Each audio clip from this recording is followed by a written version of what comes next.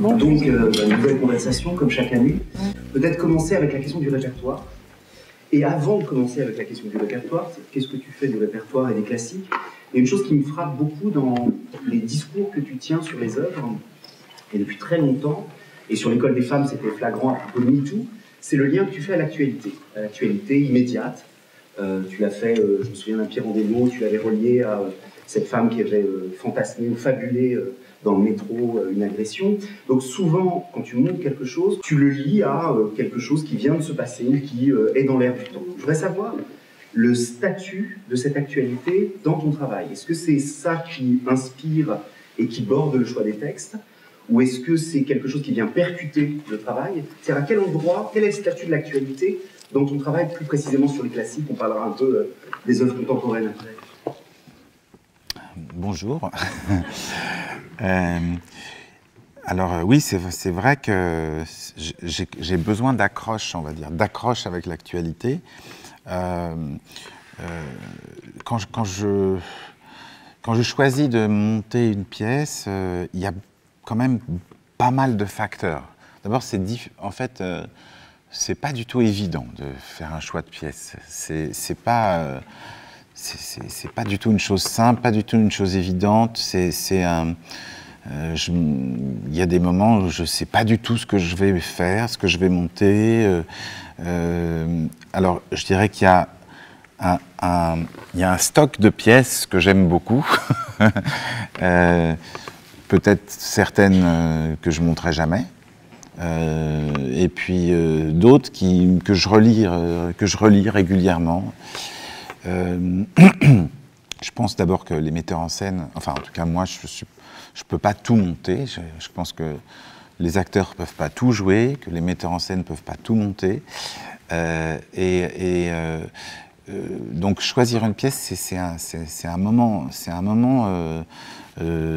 toujours un peu délicat, un peu difficile. Parmi les paramètres, il y a un élément tout à fait conjoncturel, c'est si je monte cette pièce, qui peut la jouer? Là, je suis un petit peu en dehors de ta question, mais simplement, je veux remettre la question dans un contexte un tout petit peu plus large. Qui peut la jouer? C'est-à-dire que j'ai l'habitude de travailler avec une famille d'acteurs.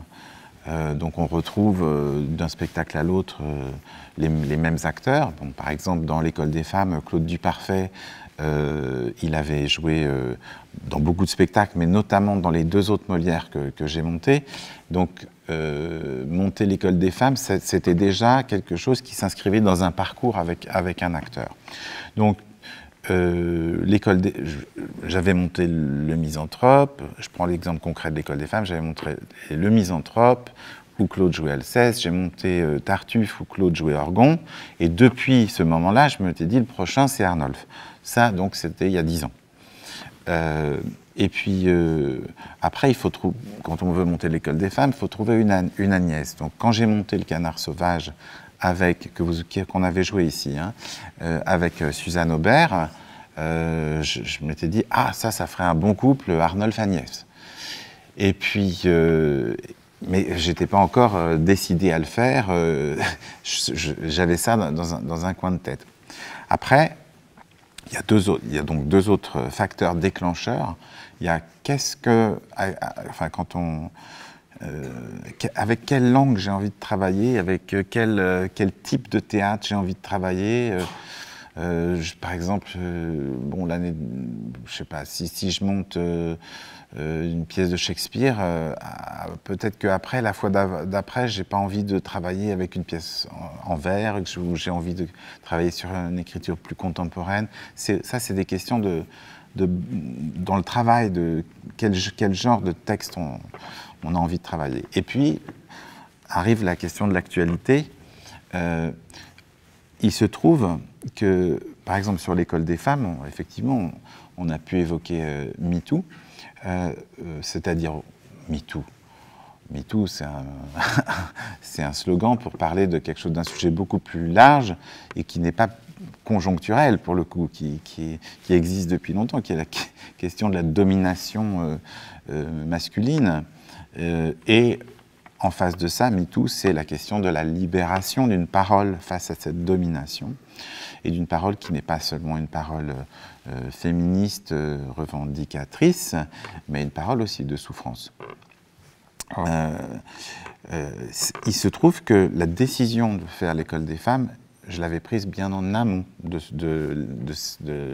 surgissement du phénomène MeToo. Donc je ne peux pas dire que j'ai monté l'école des femmes parce que MeToo. Par contre, ce qui est sûr, c'est que MeToo a percuté le projet. Et que quand j'avais moi, donc le projet, j'avais décidé depuis 2 ans, je pense, de le mettre en scène. Et quand je commence à travailler sur une pièce, oui, toujours, je me demande qu'est-ce que ça peut raconter aujourd'hui. Notamment quand on monte une pièce du XVIIe siècle, qui est donc... alors, en fait, c'est pas si loin. Si on réfléchit bien, à l'échelle de l'humanité, c'est pas très très loin. Mais quand même. Et puis les situations sociales, politiques, elles ont quand même beaucoup évolué. Et on se demandait, enfin, je me souviens des premières conversations avec ma dramaturge, comment on peut jouer Agnès aujourd'hui, c'est-à-dire avoir été au couvent, sans éducation, complètement déconnecté des réseaux sociaux. C'est pas évident de... Et est-ce que donc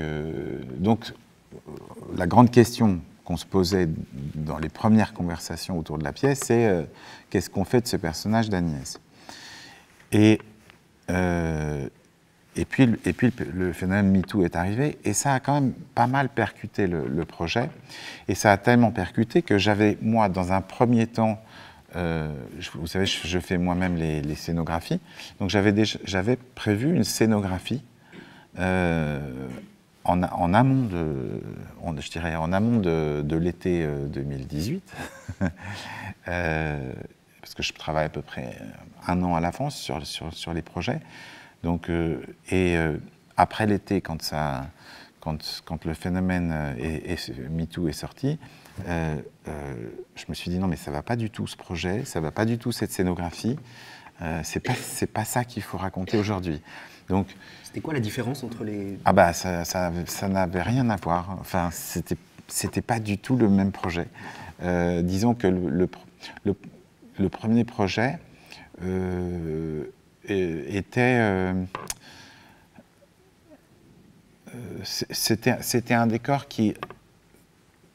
je me posais une question très concrète sur de mise en scène sur la pièce. C'est une pièce qui est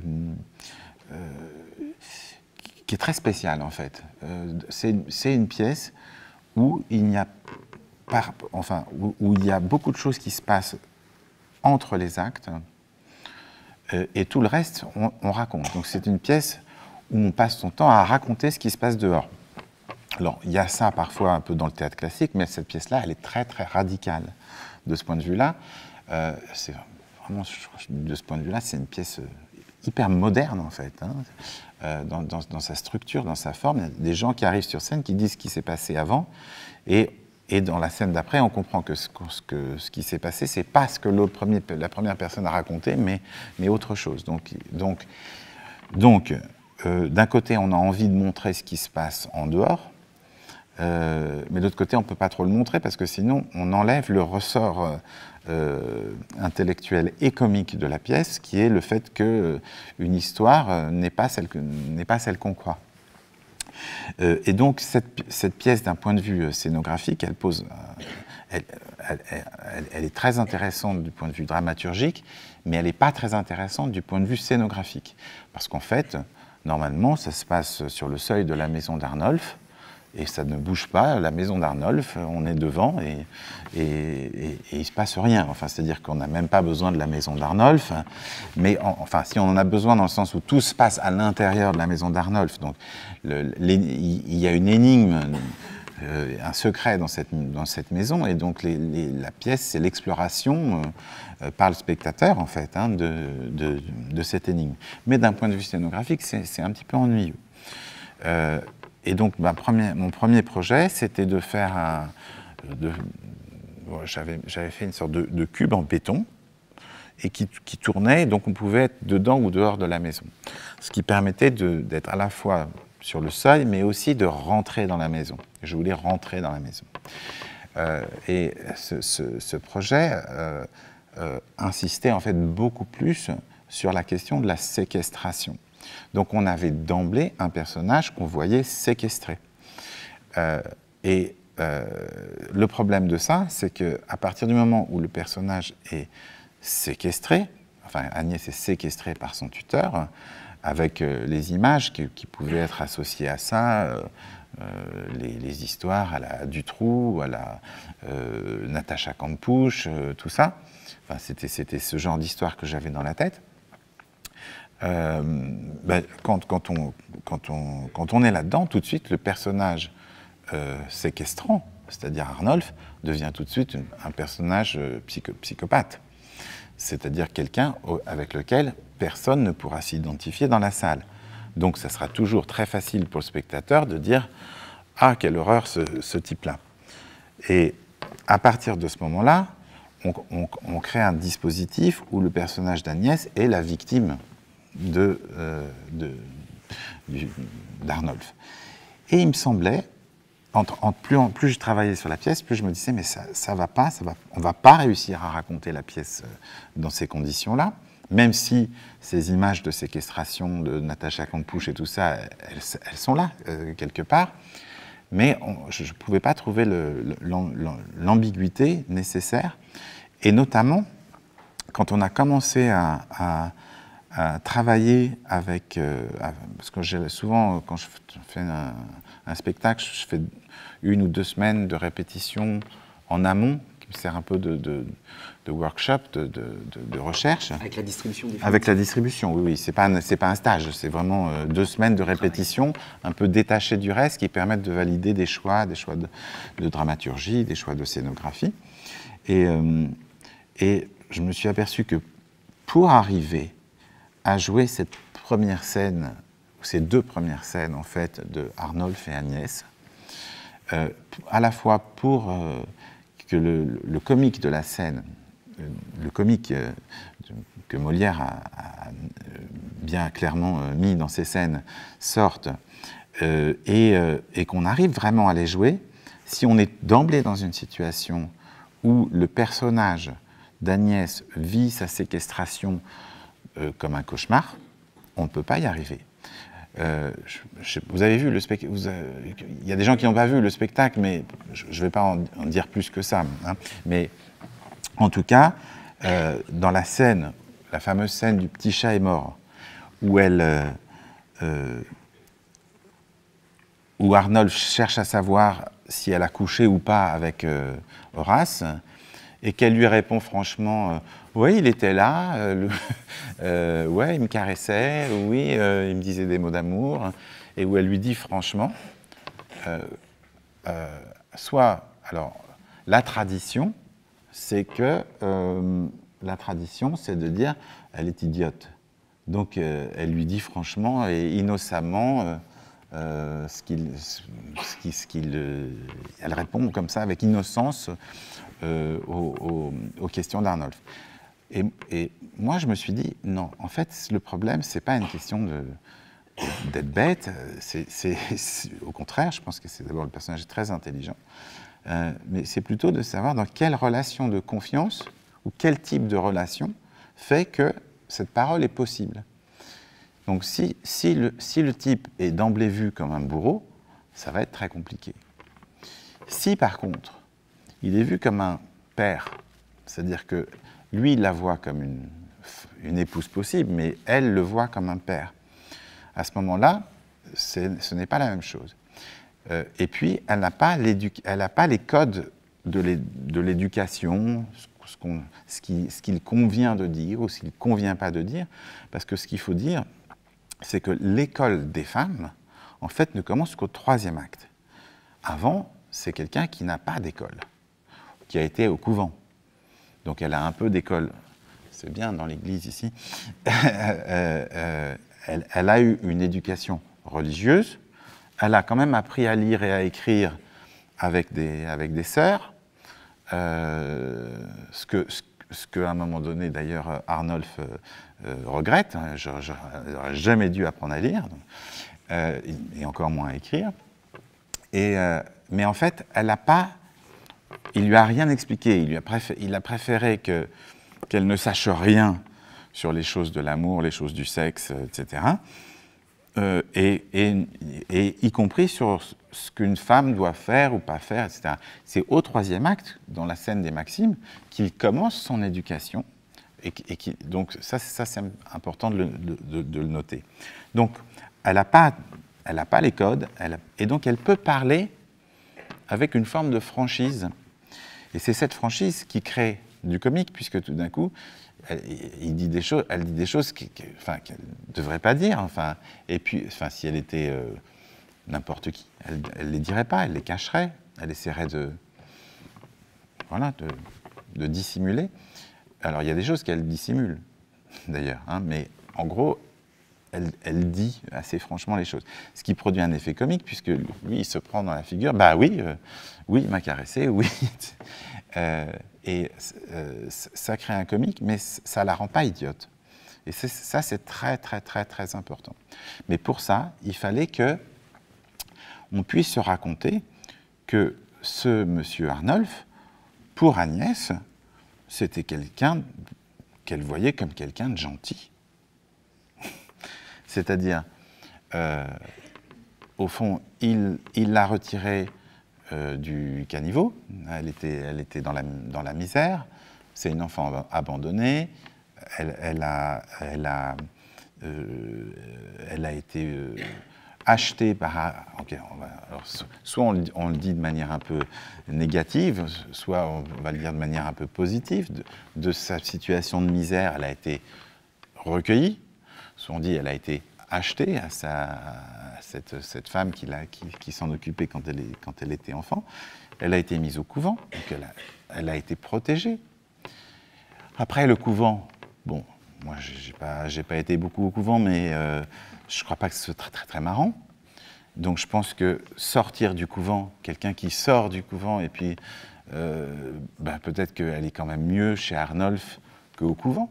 Donc elle vit les choses avec un monsieur finalement qui peut être assez, qui a l'air assez bienveillant, qui est gentil, qui l'aime beaucoup. Donc il n'y a pas d'emblée un rapport révolté ou négatif. Et c'est ça qui permet ensuite de développer la prise de conscience, la révolte, quand elle comprend qu'en fait ce qu'il attend d'elle, ce n'est pas d'être sa fille, mais d'être sa femme. J'ai pas tellement répondu. Si, en partie. Si. La façon dont ça a percuté même sur la scénographie. Voilà. En tout cas, c'est ça que je veux dire. Et en tout cas, ce qui a, là où ça percutait enfin, ces questions-là, je dirais qu'elles sont induites par cet événement qui était c'est-à-dire que la question de MeToo, en fait, c'était qu'est-ce qu'on fait quand on est en 2018 ou 2019 avec une pièce qui est écrite par un homme, du point de vue d'un homme, qui est vraiment une pièce où le personnage féminin est vu du point de vue d'un homme, puisqu'il y a, je ne sais plus, 12 ou 13 monologues où Arnolphe raconte ce qu'il pense de tout ça au public. Donc on suit la pièce à travers Arnolphe. Donc on a le point de vue masculin est dominant tout le temps.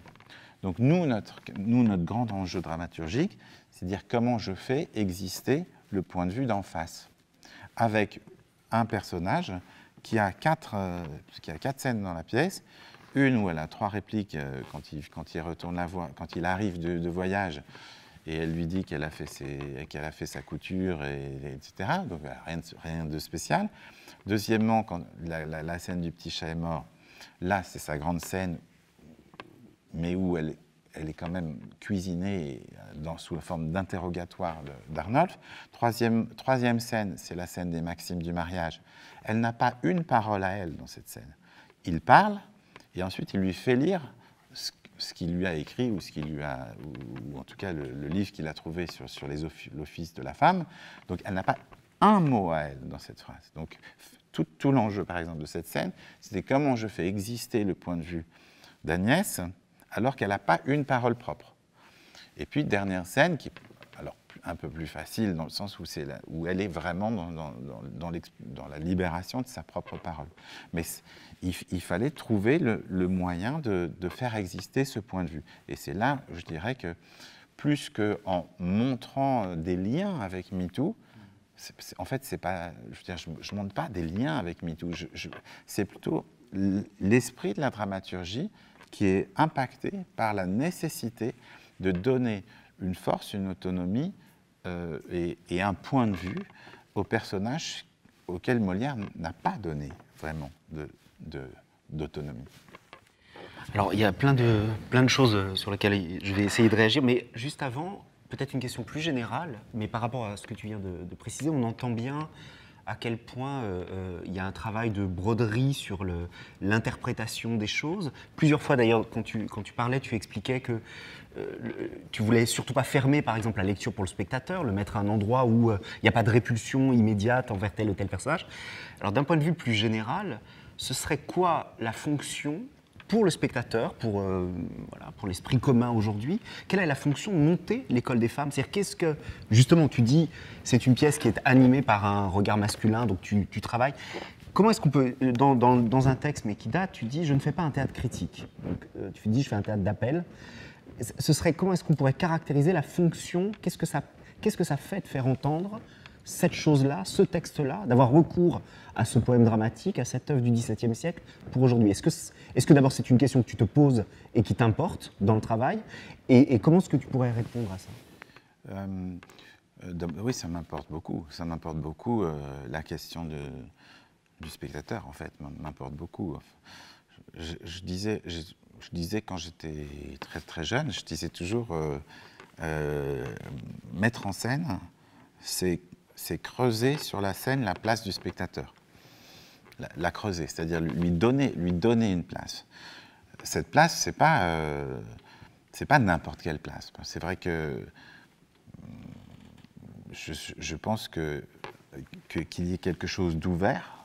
Voilà, creuser une place, ouvrir une place, ça ne veut pas dire qu'on va ni qu'on va complètement fermer une interprétation, ni qu'on ne va pas en avoir d'interprétation. C'est-à-dire que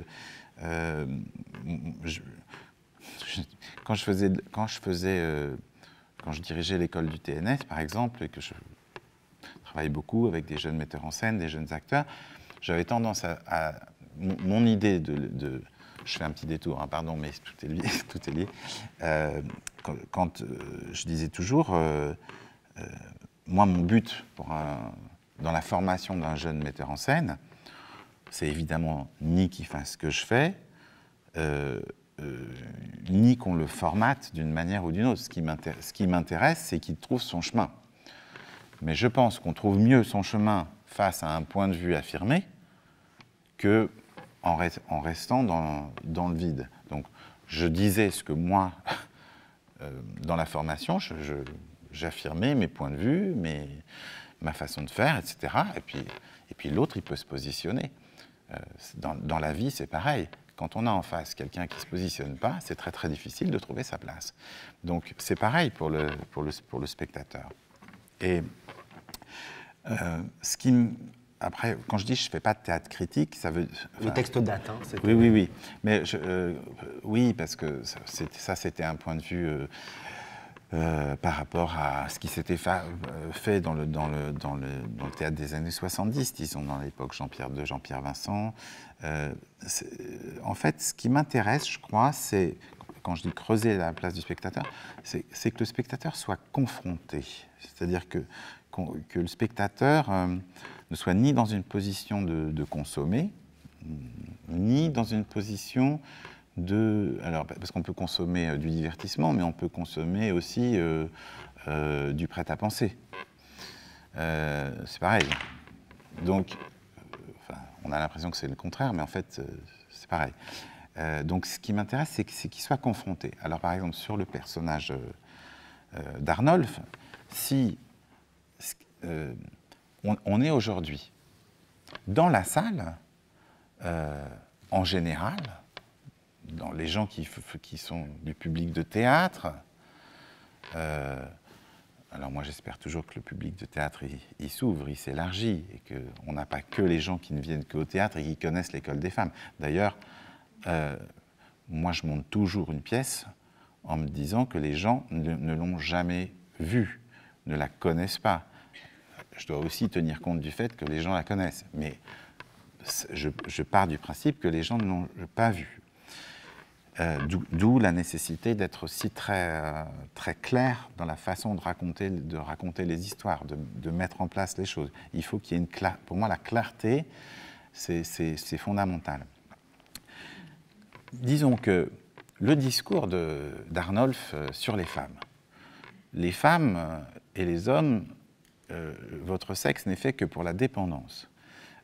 Il n'y a pas d'égalité entre les hommes et les femmes. Les hommes dominent et les femmes subissent et sont soumises à leur chef, leur maître, etc. Quand on lit ça aujourd'hui, on se dit qu'est-ce que c'est que ce vieux réac atroce, etc. Sauf qu'il y a MeToo. S'il y a MeToo, ça veut dire que ce discours-là, même s'il n'est plus dit, plus prononcé, il existe dans les faits. Il existe dans l'inconscient des hommes. On parlait... donc l'intérêt de ce genre de pièce, c'est de faire ressortir un discours qui a l'air... ça n'existe plus tout ça, et en fait ça existe. Et la façon dont on a essayé de raconter la pièce, c'est de dire... ce personnage, bon, il est d'abord curieux, ce personnage, hein, puisqu'il a une double face, puisque c'est aussi quelqu'un qui adore jouir du cocufiage des autres. Hein. Une grande partie de sa vie, c'est de rire des maris cocus. Donc, ce qui est sa manière peut-être de s'en défendre. Enfin, bon, après, on peut rentrer dans des éléments plus psychologiques, mais en tout cas, c'est assez intéressant qu'on a... Il rit des maris cocus. Au fond, il a peur d'un certain libertinage dans la société qui, à l'époque de Molière, cette tendance libertine est importante. D'ailleurs, elle va être aussi, sous Louis XIV, Madame de Maintenon, etc., on va avoir un retour d'une société beaucoup plus moraliste, beaucoup plus rigoureuse. Donc Molière, il s'inscrit exactement là-dedans. Et ça résonne pour nous, parce qu'on a l'impression, en tout cas dans nos sociétés européennes, de vivre dans un monde très, très libre, très... voilà, la libération sexuelle est passée, les gens restent plus ensemble pendant des années, etc., etc. Donc, on vit dans une société qui peut faire écho. Et ce qui m'intéressait, c'est comment, de cet endroit, lui, il réinvente en quelque sorte le discours machiste, hein, mais il le réinvente. C'est-à-dire que, à un moment donné, s'il veut que sa pupille ne lui échappe pas, il faut reposer les bases de ce discours. Et donc ça nous permet un petit peu, plutôt que de le prendre comme un discours qui a toujours existé, toujours eu lieu, etc., ça nous permet de se dire, mais de comprendre un peu mieux d'où ça vient. Qu'est-ce qui fait qu'un homme peut tenir ce discours. Et donc ça, c'est plus confrontant pour le spectateur, parce que, enfin j'espère, parce que ça nous... en tant qu'homme, dans la salle, on se pose des questions. Moi, je suis comment ? Donc, voilà, quand je dis confrontant, c'est-à-dire qu'à un moment donné, ça oblige un petit peu à penser sur soi ou à penser sur ses propres comportements. Et donc, c'est là où je dis, bon, le théâtre doit avoir une forme d'utilité, enfin, alors pas une utilité utilitariste, mais... Mais ça veut dire que l'interpellation, là, dans ce cas-là, elle est individuelle. Oui, elle est toujours individuelle. pour moi... C'est de soi à soi en tant que spectateur que quelque chose peut naître, mais sur soi. Sur soi et dans son rapport avec, avec les autres. Mais oui, je pense que... Comment dire? D'un côté, quand je dis il faut que l'histoire soit claire, pour moi, la clarté de la fiction, la clarté de la narration, c'est ce qui permet que tout le monde regarde la même chose. Et c'est très important pour moi que tout le monde regarde la même chose. C'est très important que la communauté des spectateurs soit confrontée à la même chose. Parce que quand on est confronté à la même chose, quand on comprend à peu près la même chose, à ce moment-là, on peut exprimer des points de vue différents. On peut être confronté de manière différente. Et pour moi, le théâtre, c'est l'endroit où, en étant confronté à du commun, on est renvoyé à son individualité ou à sa subjectivité. Alors, si on vient maintenant sur le processus de travail, mais je trouve que l'exemple de l'École des femmes est éclairant.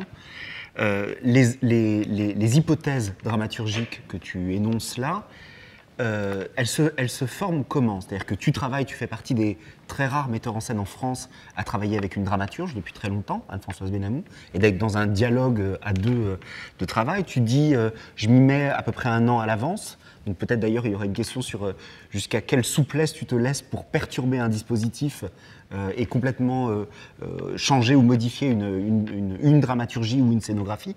Mais concrètement, ce travail de mise en place des hypothèses, il se fait comment? Il se fait par du travail à la table, par beaucoup de rêveries, par des lectures. Tu parlais à l'instant de la tradition.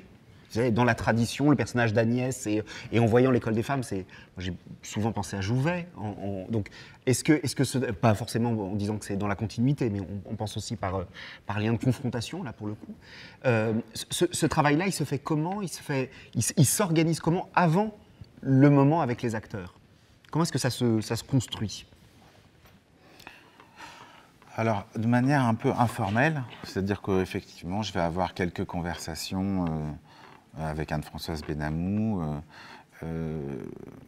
Disons qu'il y a 3 axes de conversation qui donnent lieu à des discussions dramaturgiques, mais il faut quand même savoir que quand je commence les répétitions, je ne sais pas exactement où je vais. C'est-à-dire que la dramaturgie, c'est plutôt créer un cadre de travail, un cadre de recherche. Moi, je ne savais pas ni comment ça allait finir, ni comment on allait jouer la scène des Maximes. Je ne savais pas tout ça au début des répétitions. Donc, par contre, on va créer un cadre de recherche, l'endroit où on va chercher. Donc, ça, ce que je vous ai un petit peu raconté tout à l'heure. Et ça se fait autour de 3 choses. 1, le choix de la pièce. On choisit une pièce, on réfléchit à plusieurs pièces, et on se dit, est-ce que cette pièce, on va réussir à en faire quelque chose pour nous aujourd'hui. 2, le choix des acteurs. Parce que, comme je disais, tous les acteurs ne peuvent pas jouer n'importe quoi. Voilà, les acteurs ne peuvent pas tout jouer et ne peuvent pas tout jouer dans n'importe quelle dramaturgie. C'est-à-dire que choisir... si c'est Claude Duparfait qui joue Arnolphe, c'est pas la même chose que si c'est n'importe quel acteur, ou si c'est Suzanne qui joue Agnès, c'est autre chose. Mais ça vaut pour tous les personnages.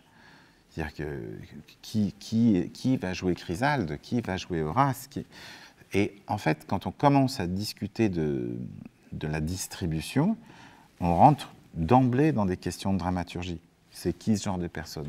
Voilà, donc, ça, c'est le 2e point. Et le 3e point, c'est autour de la scénographie. Puisque, comme je disais, je fais moi-même mes scénographies, mais je les fais en amont. Donc, faire une scénographie, c'est forcément, à un moment donné, poser des questions de dramaturgie.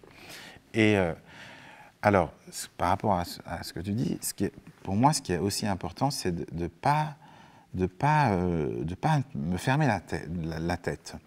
Donc, mes scénographies, en général, là aussi, elles ont un côté terrain de jeu, enfin terrain de recherche, plutôt que quelque chose qui nous enfermerait.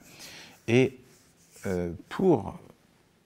si je sais trop ce que je veux faire, la scénographie, en général, devient une sorte d'illustration d'une pensée.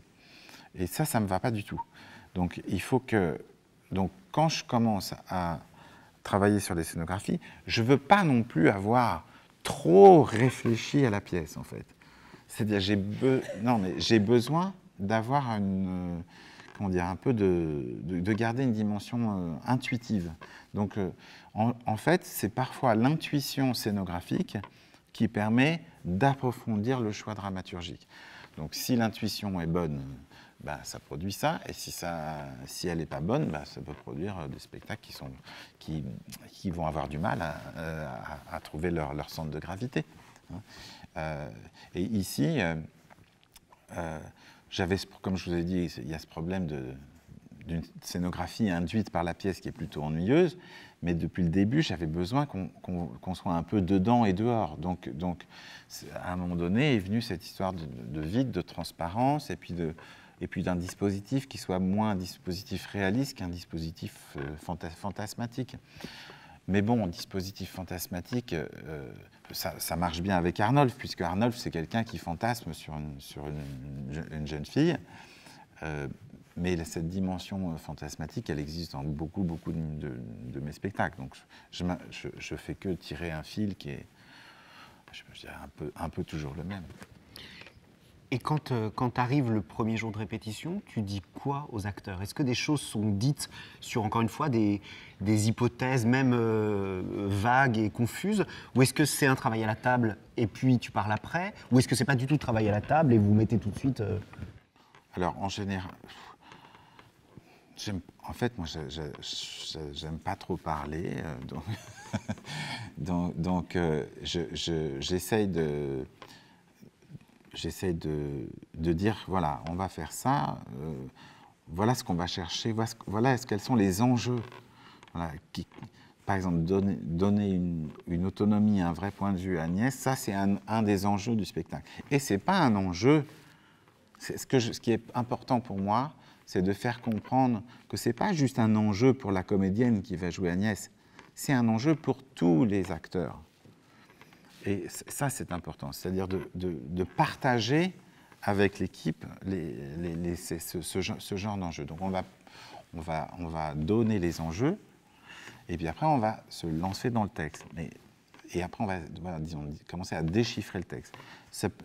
Il va y avoir un travail à la table qui peut durer entre 2 jours et 4 jours. C'est très court. Oui, j'aime pas du tout rester à la table, parce qu'en fait, moi, quand je ne comprends pas vraiment les choses tant que je ne les vois pas jouer.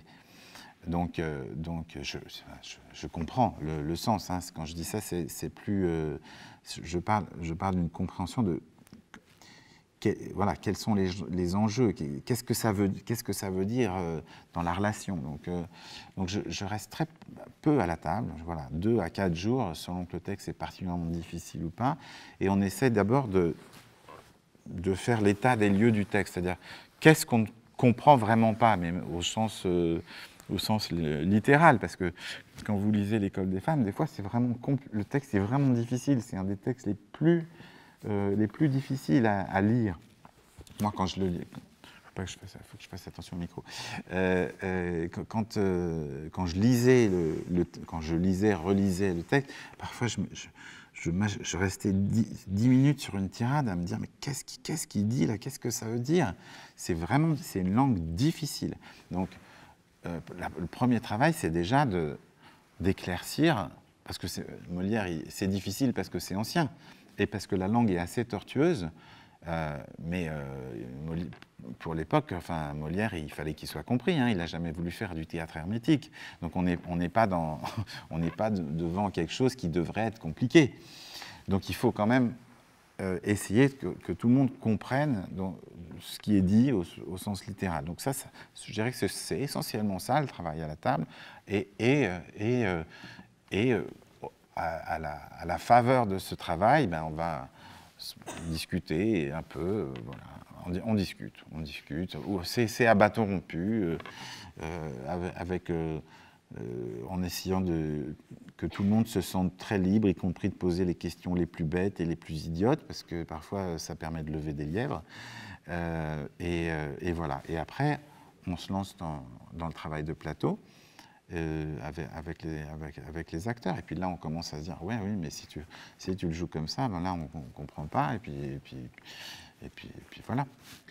Alors il y a un mot qui revient régulièrement au-delà du mot enjeu, c'est le mot personnage, ce qui caractérise aussi une partie de ton travail à l'intérieur, on pourrait dire, du théâtre d'art, où le mot personnage a subi une dépréciation un peu forte. Toi, tu mets quoi derrière ce terme de personnage pour ne pas le réduire à une sorte de somme de caractère psychologique? Ce serait quoi un personnage? Parce que toi, tu montes des textes, on n'est pas du tout dans des écritures de plateau. C'est quoi pour toi un personnage et c'est quoi l'enjeu du personnage et de se soucier de cette figure-là? En fait, il y a plusieurs choses. Il y a un personnage dont je me soucie beaucoup, en fait, et dont parfois on ne se soucie plus ou on ne s'est plus beaucoup soucié dans le théâtre des 15-20 dernières années. C'est un personnage qui s'appelle l'auteur. L'auteur. C'est un personnage, l'auteur. Moi, ça m'intéresse beaucoup, l'auteur. D'abord parce qu'il y a l'auteur et puis il y a les interprètes. Les acteurs sont des interprètes, mais moi, le metteur en scène, je suis aussi un interprète. Donc, quand je prends un texte, je prends le texte d'un auteur. Et je ne me l'approprie pas en disant c'est moi qui deviens l'auteur, à la place de l'auteur. Excuse-moi, tu lis tous les textes de cet auteur? C'est-à-dire que tu fais une plongée dans toute l'œuvre ou... Oui, autant que possible. Autant que possible.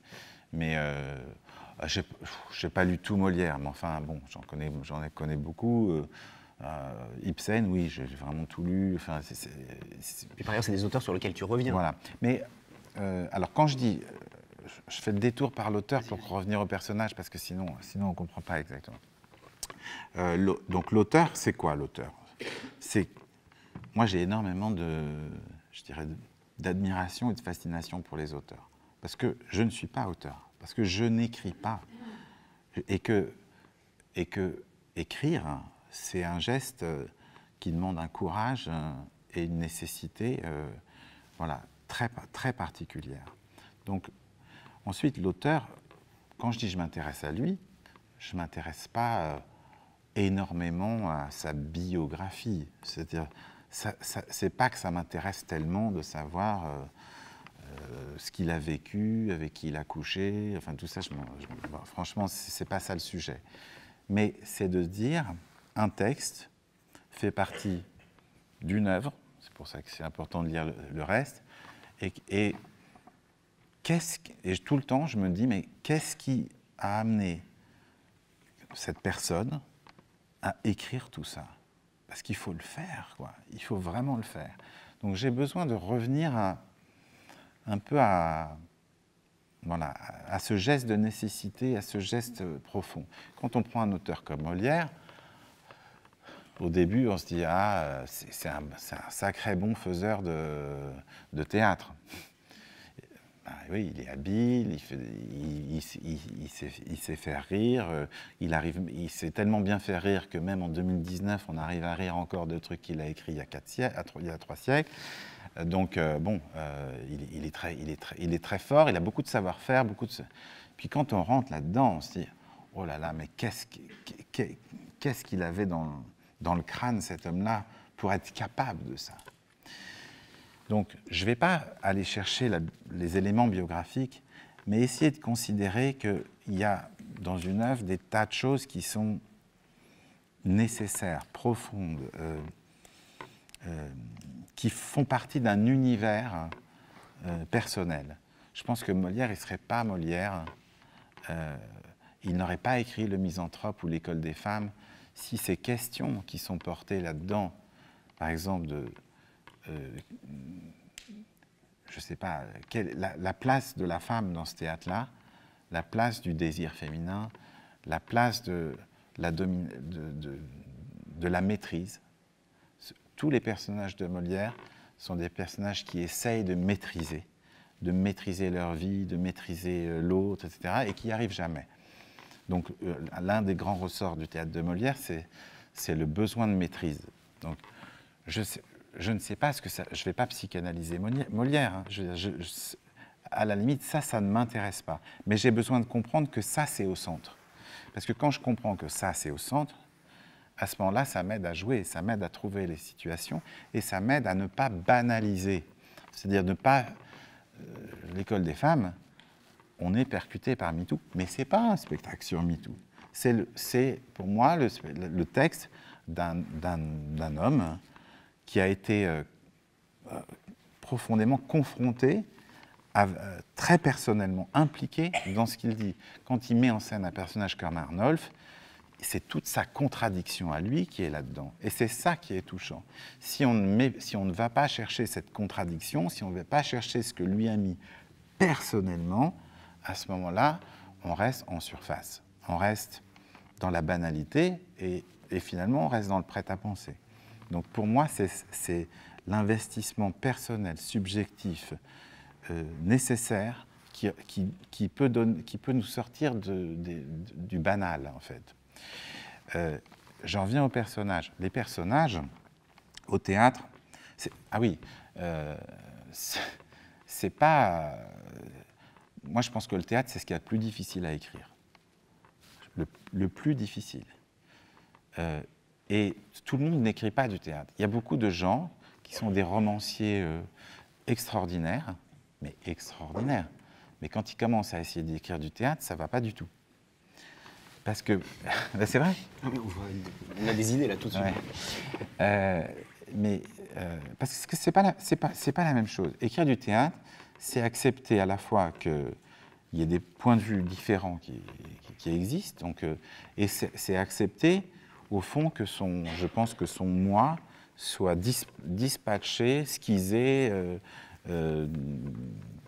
éclaté, explosé, et que le théâtre, à un moment donné, voilà, c'est le terrain de jeu de tout ça. On dit parfois qu'un auteur est dans tous ses personnages. Je pense que, en général, c'est vrai. Voilà. Il y a des exceptions, etc., mais moi, je pense que c'est relativement vrai. C'est-à-dire que pour pouvoir écrire un personnage, il faut arriver quand même à se projeter dedans. Et pour se projeter dedans, il faut pouvoir y mettre un peu de soi. Donc, et donc, tout le monde ne peut pas écrire ça. Donc, quand je dis les personnages, pourquoi je tiens à cette idée de personnage ? C'est parce que je tiens à l'auteur, en fait. C'est vraiment ça. Et s'il y a... Alors, un personnage, moi, j'arrive pas avec une idée préconçue du personnage. Ça, c'est important. Je ne vais pas me dire, le personnage, il a telle et telle caractéristique, ni physique, ni psychologique. Moi, le personnage, il existe à partir du texte. Donc, c'est le texte. Et ensuite, forcément, l'acteur, lui, il va... Ça ne sera pas le même personnage avec tel ou tel acteur. Hein, ou en tout cas, comme je disais, il y a des choix de distribution qui induisent des développements de personnages. Mais personnage, ça veut dire aussi qu'on tient à la fiction, à une forme de fiction. Je me souviens que quand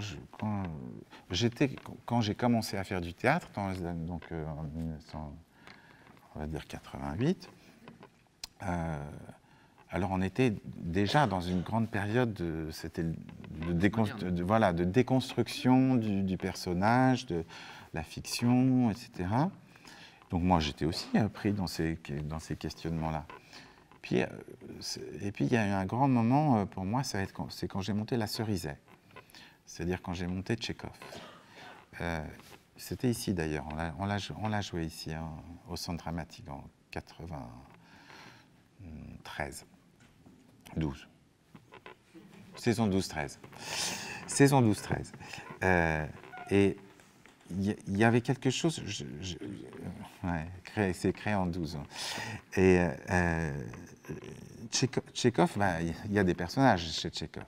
Et en même temps, ce qui est très passionnant chez Tchekhov, c'est qu'on a des personnages qui sont...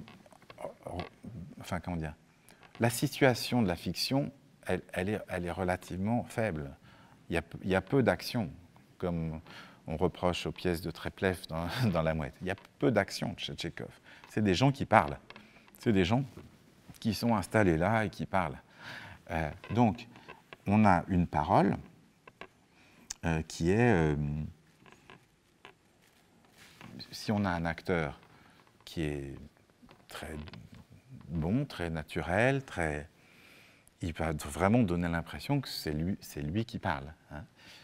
Mais c'est bien de se souvenir. Donc moi, j'aimais bien donner cette sensation d'effet de réel, que la prise de parole, c'est l'être qui est là. Et j'étais tout le temps, tiraillé entre jamais oublier que c'est du langage écrit, que c'est le langage de quelqu'un d'autre, et en même temps donner l'effet de réel que c'est comme si c'était un acteur. Et en fait, le personnage, c'est le point de tension entre les deux. Et après, je suis devenu très très allergique à tout ce qui nous, à tout ce qui nous montre trop que c'est écrit, parce que finalement, le théâtre, c'est aussi de rendre les choses comme si elles naissaient sur le plateau. Et le très grand auteur, c'est celui qui nous rend possible aussi cette renaissance du texte à chaque fois. Les grands auteurs, les grands acteurs. Donc après, j'ai été de plus en plus réticent à des formes qui sont trop formelles, justement, ou qui nous donnent trop l'impression que les choses existent. Mais bon, c'est comme en musique. Donc pour moi, le texte, c'est comme une partition. C'est complètement comme une partition. C'est une partition dont il faut écrire la musique. Mais bah oui, parce qu'il faut écrire le rythme, il faut écrire beaucoup de choses. Enfin, en tout cas, il faut le deviner. C'est comme une partition incomplète. Mais c'est une partition. Et c'est là où on est interprète. Quand vous écoutez, je sais pas, Glenn Gould jouer du Bach, on a l'impression que c'est lui qui réinvente. Enfin, il réinvente Bach. On a l'impression que les notes naissent sous ses doigts. Donc nous, pour moi, on doit faire la même chose. Et ça n'enlève rien à Bach. Au contraire, ça le fait réentendre, parce que tout d'un coup, on a l'impression de comprendre comment ça marche. Voilà. Et du coup, pour moi, alors après, encore un petit détour sur la question de personnage, parce que ça, c'est aussi super important. Donc, dans le discours anti-personnage, il y a le côté, oui, mais nous, on veut parler de nous, les acteurs. On est des acteurs. En fait, je trouve ça hyper narcissique. Il faut quand même se protéger. Hein. Enfin, comment dire, qu'on soit, qu'il y ait beaucoup de narcissisme quand on fait un métier où on s'expose comme ça, c'est une chose. Mais quand même, il faut faire un petit peu attention, quoi. En fait, et de même, il y a un autre truc qui m'énerve, en fait, parce que je suis né un peu dedans. Donc à un moment donné, j'ai pris mes distances par rapport à ça. C'est le théâtre qui parle du théâtre. Le théâtre qui fait finalement le seul monde de référence du théâtre, c'est le théâtre. Mais bon, si ça nous permet de parler du réel, ok, mais souvent, finalement, c'est quelque chose qui tourne à vide, où le théâtre parle du théâtre à des gens qui aiment le théâtre, qui voudraient faire du théâtre. Bon, donc le personnage, la fiction, c'est ce qui me permet paradoxalement de retrouver plus le réel. Alors, on va arriver sur la question du réel, mais juste avant, tu fais partie des très très rares artistes aujourd'hui qui revendiquent un rapport à la psychanalyse dans son travail. Il y a eu une période où la psychanalyse était beaucoup plus mobilisée, dans les années 60, 70 plutôt. Aujourd'hui, elle est déconsidérée, mais même à l'échelle globale de la société. Enfin, elle est même menacée, très fortement, par le comportementalisme, les théories cognitives, etc. Est-ce que tu pourrais expliquer, parce que ça peut peut-être rejoindre ce que tu expliquais sur ce point de tension que serait le personnage, ou point de cristallisation, à quoi te sert, toi, la psychanalyse ? Qu'est-ce qu'elle apporte ou qu'est-ce qu'elle inspire dans ton travail ?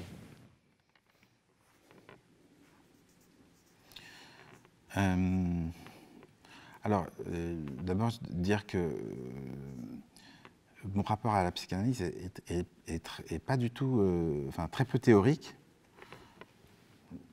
J'ai pas lu tellement de psychanalyse. Donc j'ai pas un rapport très théorique à la psychanalyse.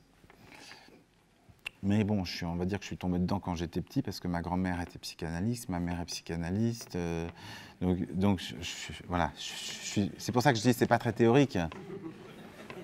Je suis un peu tombé, c'est quand même Obélix, quoi, avec la... Bon. Donc, simplement, en fait, la psychanalyse, c'est un certain rapport au monde. Hein, c'est un rapport, c'est de se dire que, au-delà du niveau conscient, il y a de l'inconscient, et que l'inconscient a des logiques et des stratégies. Et donc, si on part de ce point de vue, qu'est-ce que ça nous donne? Ça donne que l'auteur, il n'est pas forcément maître de tout ce qu'il produit. Il produit les choses, et puis il ne sait pas exactement parfois pourquoi il écrit telle ou telle chose. Mais cet endroit où il ne sait pas, c'est un endroit d'exploration pour le metteur en scène. Quand l'auteur est complètement explicite et clair sur ce qu'il dit et ce qu'il veut dire, il n'y a aucune place pour un metteur en scène et pour un acteur. Il n'y a aucune place. Donc, l'inconscient, c'est, je dirais, l'inconscient de l'auteur. Quand je dis inconscient, c'est pas juste, c'est pas juste de la pulsion. Hein, c'est structuré. Hein, c'est l'idée comme un langage. Comme un langage. Donc voilà, il y a une structure, c'est-à-dire en tout cas, pour moi, c'est l'endroit où on a une place des interprètes. Première chose.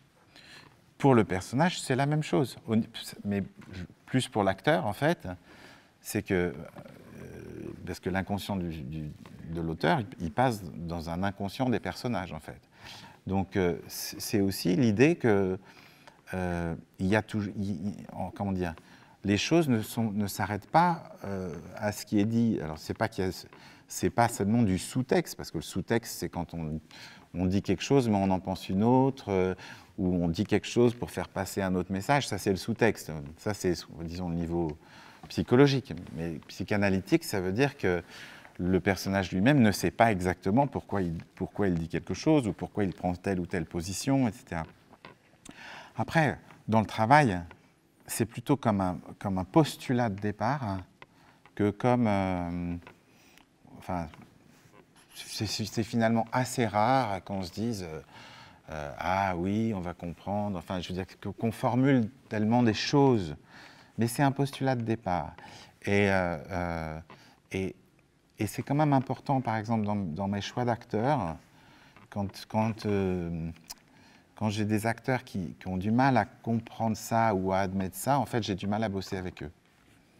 Ça m'est arrivé. Même avec des acteurs que j'aime beaucoup, hein, ce n'est pas une question de talent, c'est à un moment donné admettre que l'acteur, il doit aussi laisser passer quelque chose, et c'est là où il va être bouleversant, il va laisser passer quelque chose qu'il ne maîtrise pas. Hein. Voilà, je dirais que ça se situe là. Après, c'est un vrai combat, en fait. Aujourd'hui, enfin, c'est vrai que tu parlais du danger pour la psychanalyse, de disparaître ou d'être absorbé par le comportementalisme. Parce qu'en fait... Tu peux produire un autre type de théâtre, pour le coup. Oui, tout à fait.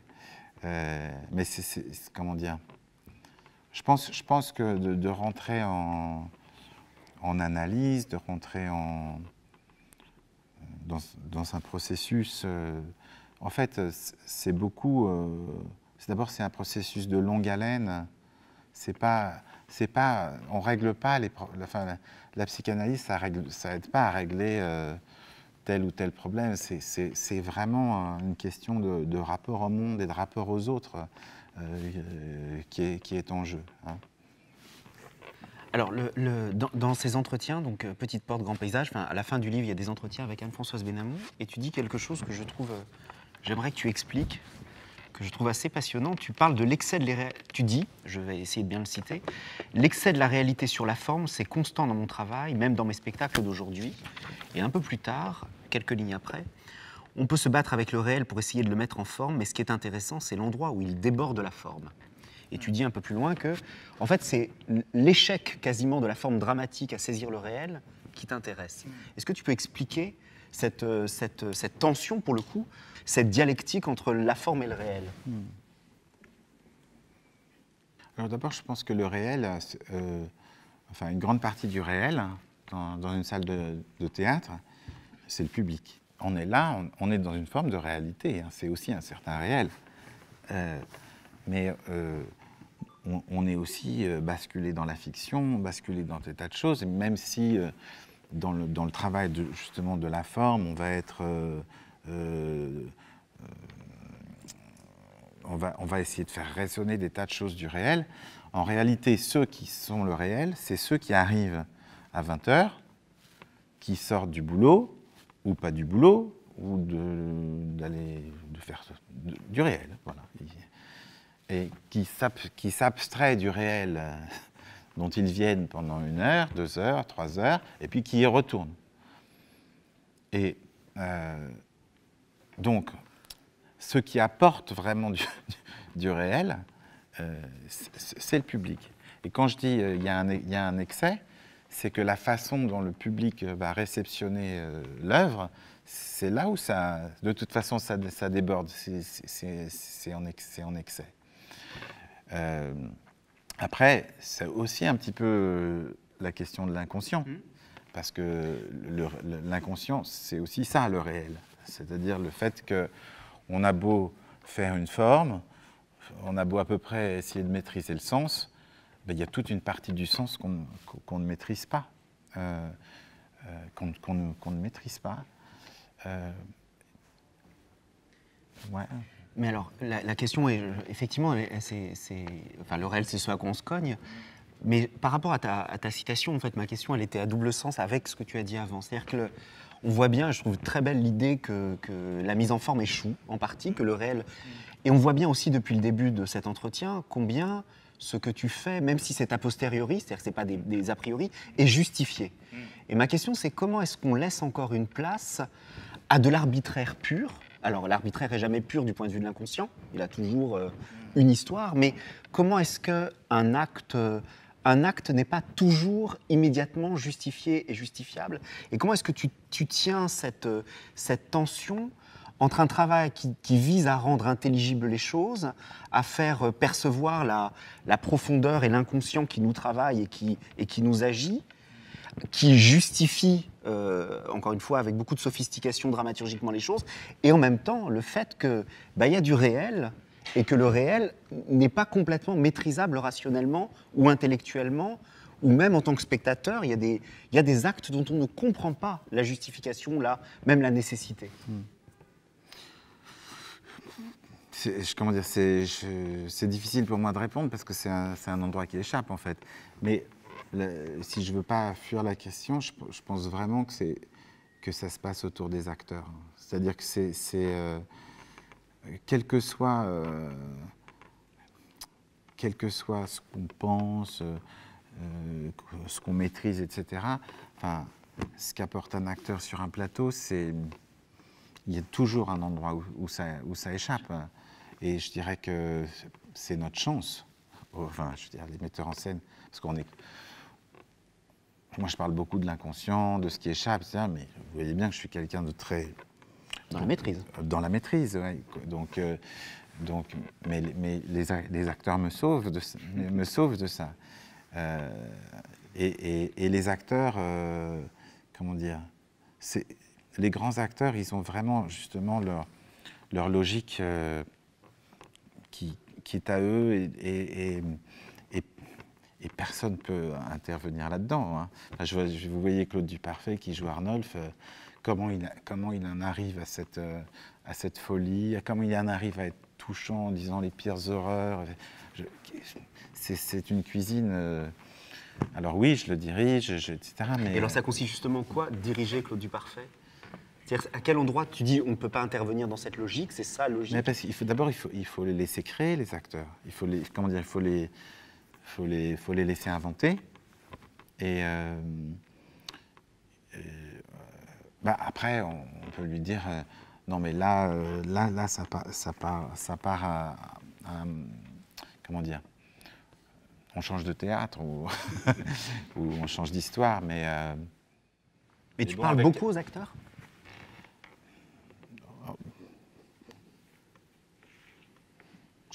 je me rends pas compte.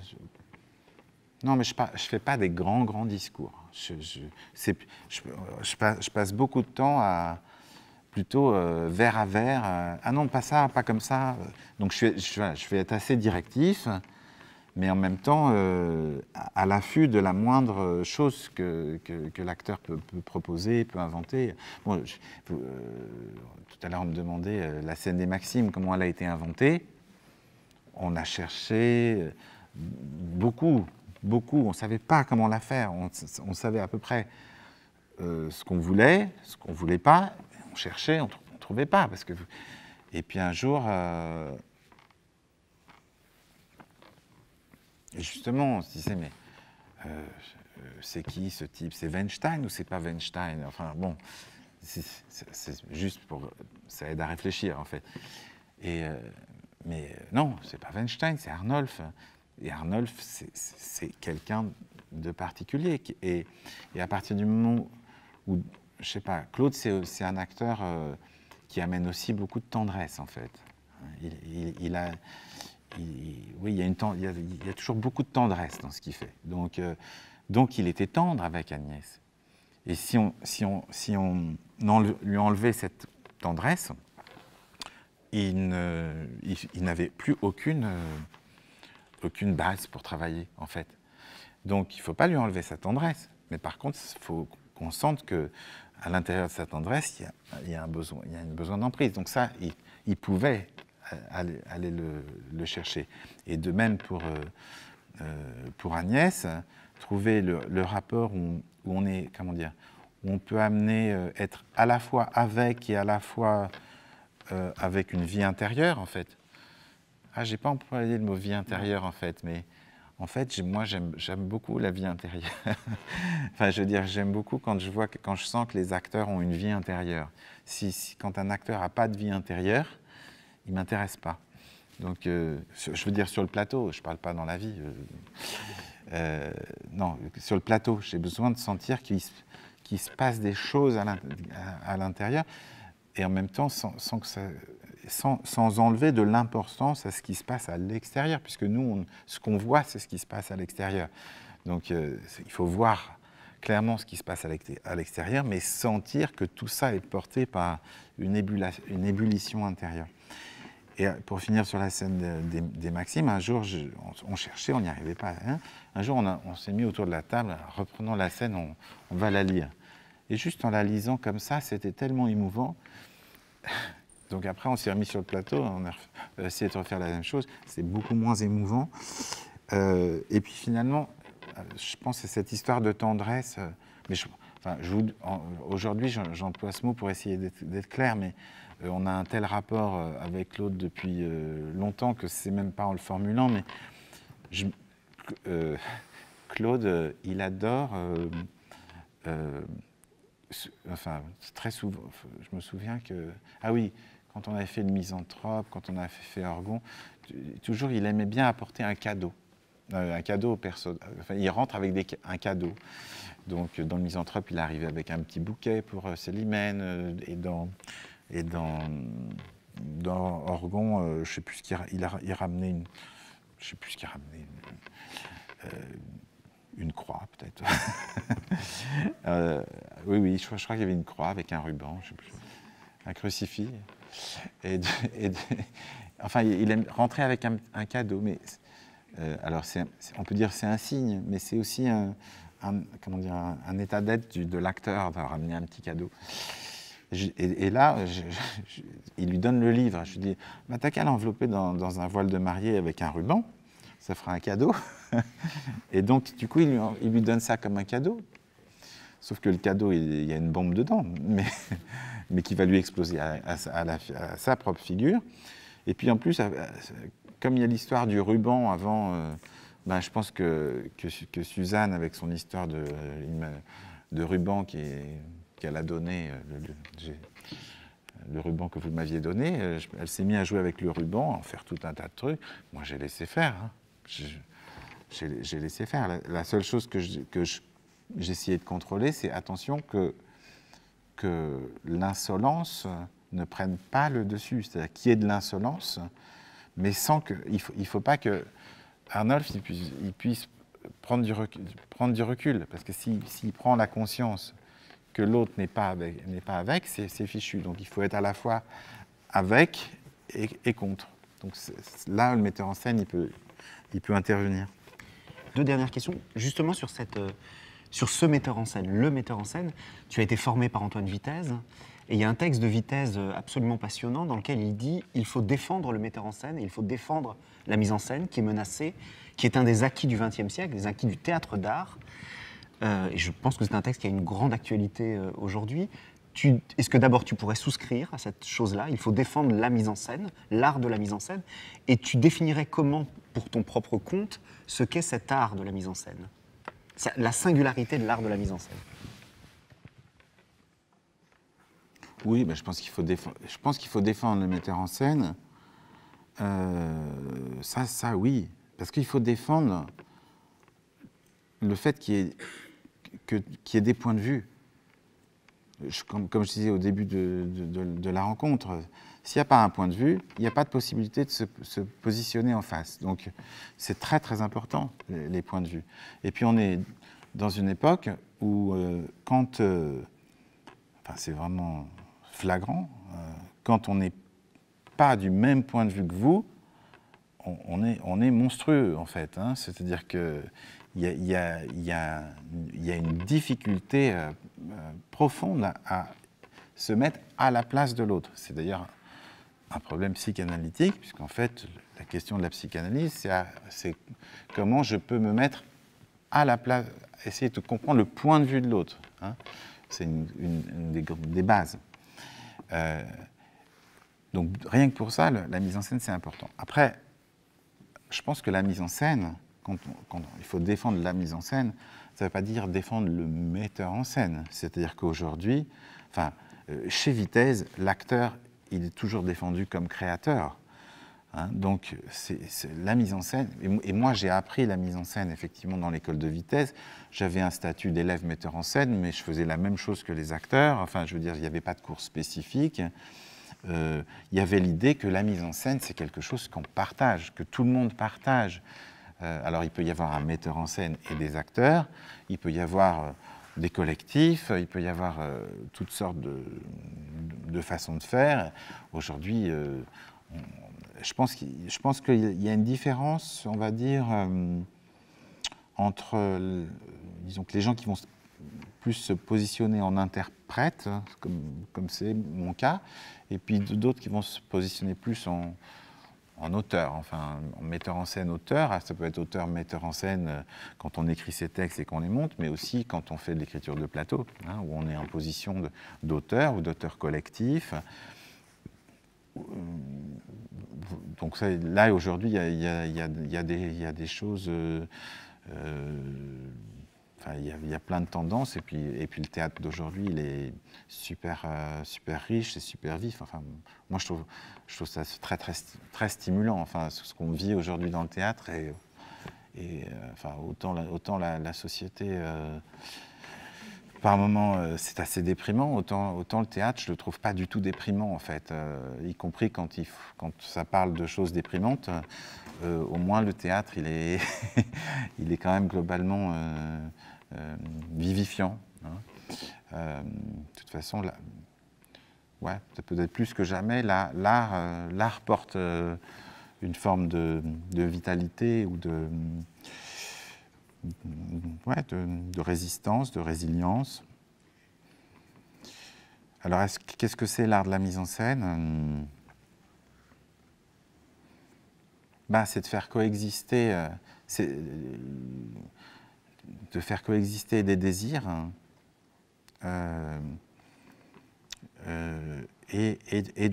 parce qu'il faut y arriver à faire coexister les désirs de chacun, etc.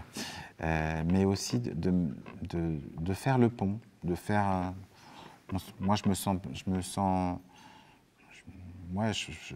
fais le pont entre un texte du passé et aujourd'hui, entre des acteurs qui pendant 2 mois se sont enfermés dans une salle de répétition et puis des gens qui arrivent de dehors. Enfin, voilà, j'essaie d'organiser cette mise en relation, en fait. On est dans la relation. Alors, une dernière question qui, je pense, est impossible. Enfin, la réponse sera impossible, mais tu vas essayer, s'il te plaît.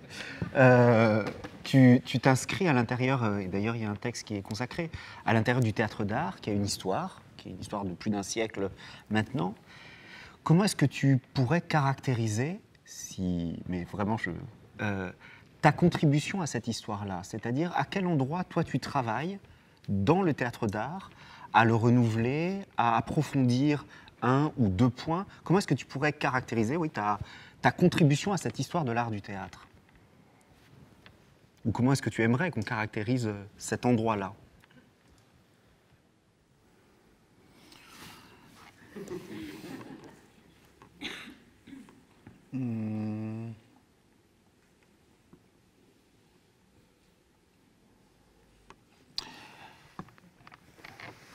Je vais répondre.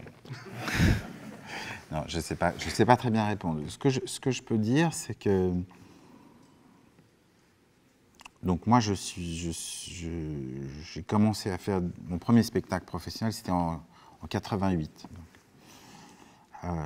Et j'ai été, disons, beaucoup au théâtre à partir des années 80, du début des années 80. J'ai toujours eu l'impression que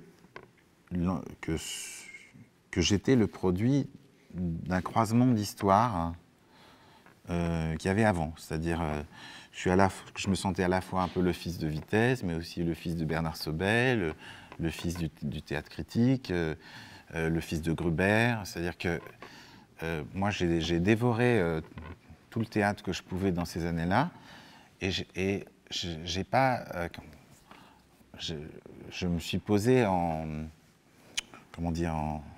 quelqu'un qui fait un peu une synthèse, ou en tout cas qui produit quelque chose d'un peu nouveau à partir d'une synthèse. Donc j'étais pas en refus. Je me souviens, certains de ma génération ont fait table rase. Bon, j'ai jamais été comme ça. Donc j'ai un peu quand même une sensation d'être un peu héritier de plusieurs fils, qui n'étaient pas d'ailleurs complètement homogènes. C'est-à-dire qu'entre, je dirais, le théâtre critique qu'on faisait au TNS dans les années 70 et Vitesse, c'est l'inverse. Et je crois que je suis un petit peu... C'est-à-dire que, par exemple, moi je travaille avec une dramaturge comme on faisait au TNS, enfin, c'est peut-être pas le même type de travail dramaturgique, alors que Vitesse, lui, pas de dramaturgie. Et d'un autre côté, moi, je vais avoir une attention, on va dire, extrêmement aiguë sur la langue, sur le texte, etc., mais avec une haine de ce que j'appelle l'exaltation de la langue. C'est-à-dire que pour moi, le travail sur la langue, c'est travailler sur le sens. Et chaque mot est important, etc., mais c'est jamais faire du lyrisme, hein, ou de l'exaltation, qui était peut-être un des aspects de Vitesse. Donc j'ai pris un certain nombre de choses, puis j'ai fait mon chemin. À un moment où, en fait, donc je dis 88, en 89, on a la chute du mur de Berlin, ce qui n'est pas anodin, finalement. Non, historiquement, et en fait, dans une histoire artistique, on est concomitant aussi d'événements historiques. Avec la chute du mur de Berlin, c'est au fond la chute d'un certain nombre de clivages idéologiques. Je ne dis pas que les clivages idéologiques, ils n'existent plus, etc., et qu'ils n'ont pas même repris autrement, mais disons que Ce qui était caractéristique, par exemple, du théâtre des années 70, c'est qu'on faisait une interprétation marxiste ou une interprétation psychanalytique, à lacanienne ou socio-historique. Voilà, chacun avait on faisait ses interprétations en se rattachant à une école ou une école de pensée ou finalement à une idéologie. Et je pense que ce que j'ai pu apporter, c'est de réfléchir de manière absolument non idéologique. Et donc de reprendre les textes en travaillant le sens, profondément le sens, mais sans partir d'a priori idéologique. Tu sais à combien de distance que tu vas monter les prochaines années? L'année prochaine, c'est annoncé, mais tu Ouais, sais... en général, je sais en fait, quand on fait je fais aussi pas mal de spectacles à l'étranger, donc à l'étranger, souvent c'est à peu près 2 ans à l'avance, et dans mon théâtre, c'est 1 an et demi. Donc je dirais que là, je sais jusqu'à août 2020. Non, voilà, après je sais pas. Est-ce qu'on pourrait dire que la somme des pièces, et je vais redonner la parole, hein, la somme des pièces que tu as montées et que tu vas monter a quasiment une dimension programmatique, où elle est plus aléatoire et plus motivée par le désir que ça?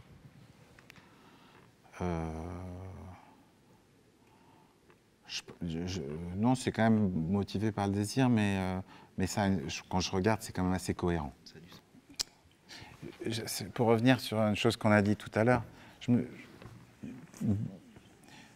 en fait, parce que quand on parle par rapport à ta question sur l'échec de la forme, etc., puisque il y a l'insuffisance de la forme. Voilà, je pense que je ne sais pas de quand il est daté cet entretien-là, je ne me souviens pas très bien, mais il y a cette idée que j'aime bien en fait, même si je le montre, à une époque je le montrais plus, je cherchais plus à le théoriser ou à le montrer, mais j'aime bien quand on a l'impression qu'on développe une fiction et qu'à un moment donné on épuise cette fiction et qu'on se retrouve avec une sensation d'être de plein pied avec le réel.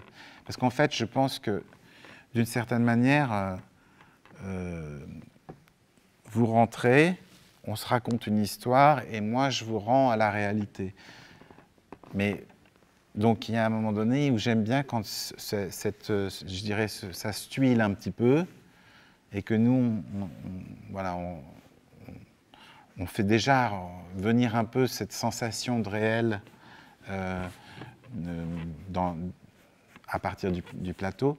Donc quand le plateau se vide, c'est aussi la fiction qui se vide. C'est une formidable conclusion. Merci beaucoup. Merci.